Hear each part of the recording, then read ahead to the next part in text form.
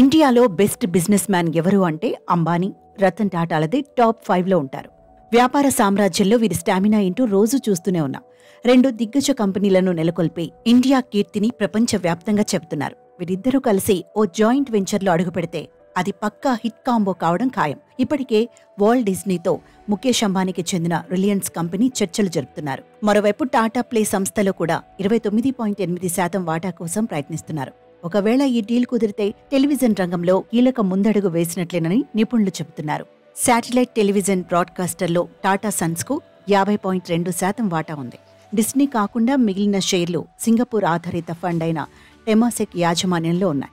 ఒప్పందం కుదిరితే టాటా గ్రూప్ మరియు రిలయన్స్ జాయింట్ వెంచర్లో భాగస్వామ్యం కావడం ఇదే మొదటిసారి అవుతుంది. తద్వారా టాటా ప్లే ప్లాట్ఫారంలో కూడా జియో సినిమా పరిధి సైతం భారీగా విస్తరిస్తుందని అంచనా వేసింది. కంపెనీలో తన 20% వాటాను టెమాసెక్ విక్రయించాలని భావిస్తోంది. దీని విలువ దాదాపు $1 బిలియన్ ఉంది. అయితే మార్చి 31, 2023తో ముగిసిన ఆర్థిక సంవత్సరంలో టాటా ప్లే 4,499 కోట్ల ఆదాయంతో పాటు 105 కోట్ల నష్టాన్ని నివేదించడం గమనార్హం.